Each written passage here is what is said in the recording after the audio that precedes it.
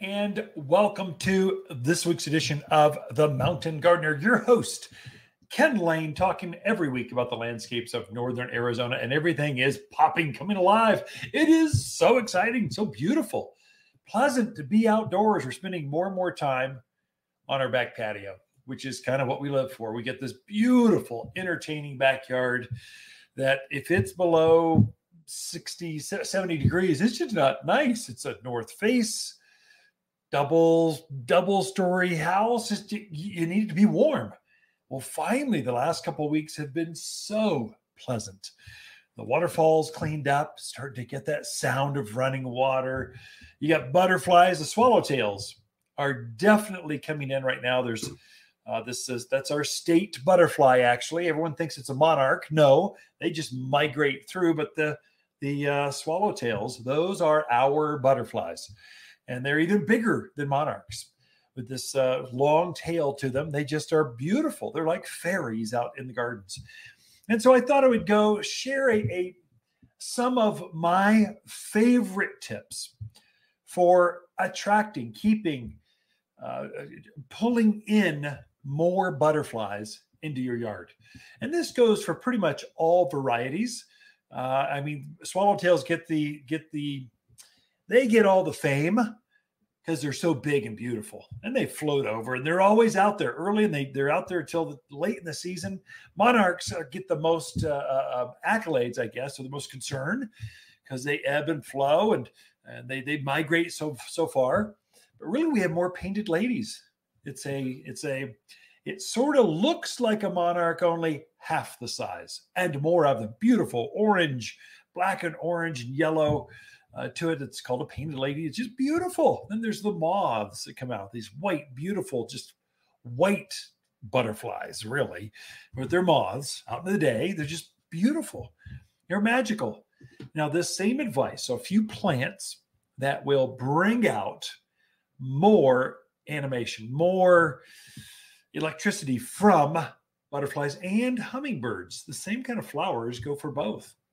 And so, of course, the number one, and it's just starting to bud up real heavily right now, but the number one butterfly attracting plant is butterfly bush. And it's not the only one, it's just the most famous one. So butterfly bush gets up easily head height, even taller, some of the big varieties.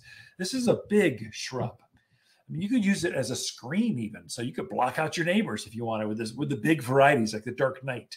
It's a big purple type of a big long pentacles to it. And so not a lot of fragrance, but the butterflies sure think it tastes good. And so it's just going to bring them in. It's like magic. There's several other varieties, some that are smaller. So there's Buzz, the whole Buzz here, Buzz Buddleia, Buzz Butterfly Bush. They only get knee high.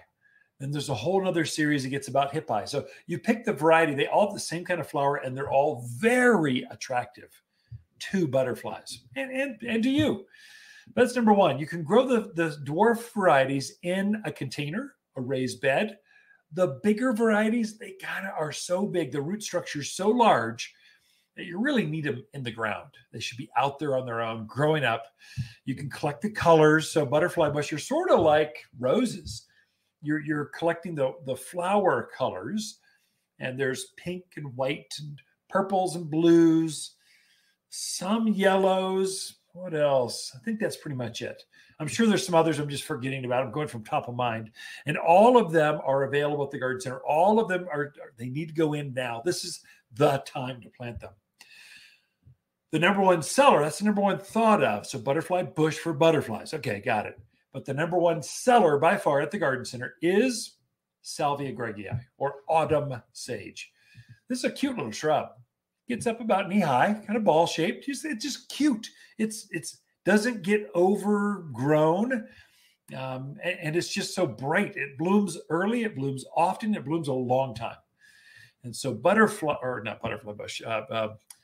autumn sage, or Salvia greggii, that's the Latin name. It comes in several colors again. So red's the most famous. So everyone goes, I need red or I won't get hummingbirds. No, they don't care.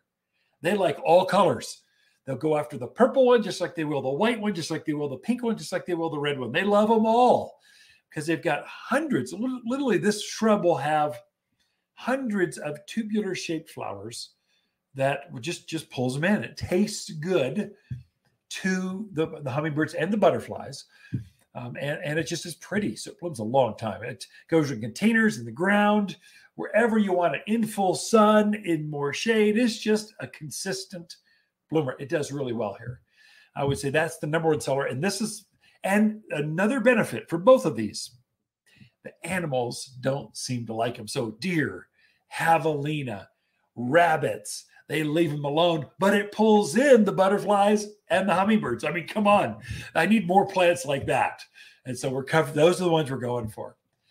The number one, the most native-y one, the one that just grows wild out to, you're walking to the constellation, you're walking out, the different trails, you're going to see this wildflower about knee-high, stands up on long vines, not a vine, but like a long stem with literally dozens of flowers coming off the stem. It can be red, pink, white. There's several of them. But penstemon is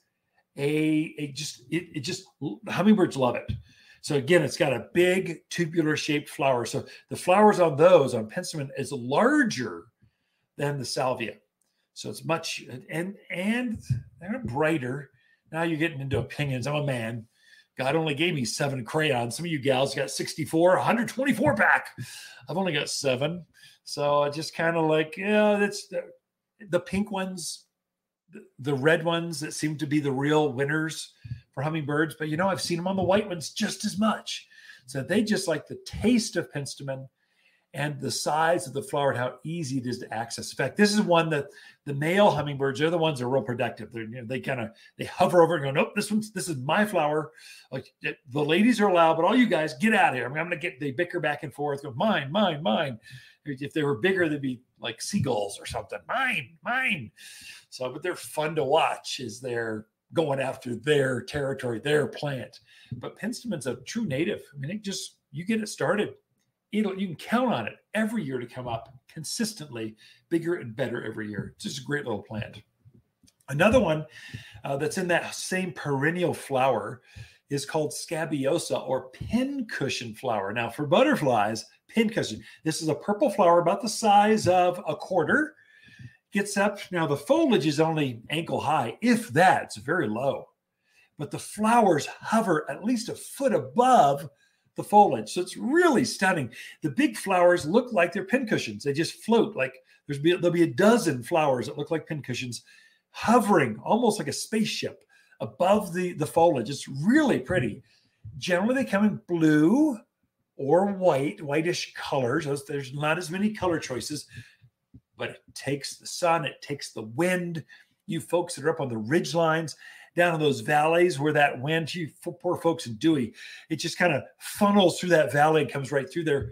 Well, scabiosa or pincushion flower, it loves that. It's fine. And butterflies cannot resist it. You'll see them flying across the yard and they'll see this pincushion flower and go, whoa, I think I'll just rest right there. And they'll literally just land, sit there and just dine on the nectar from this flower. They just love it. You guaranteed flowers, guaranteed in the sun, guaranteed butterfly. It's guaranteed for here. I've had pretty good luck with javelina deer leaving it alone. Sometimes when they're desperate, they come in and eat the flowers.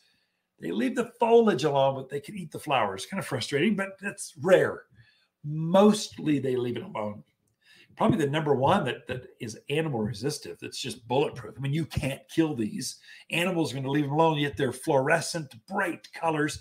Zinnias. It's an annual flower, but it can come back by seed, but an annual technically will not come back from its same root. So it can reseed and come back that way, but it's a true annual. So it'd be more cost effective. So annuals cost less at a garden center. But zinnias, they come in bright pink, bright red, bright orange, bright colors. Animals don't like them, and hummingbirds think they've died and gone to heaven.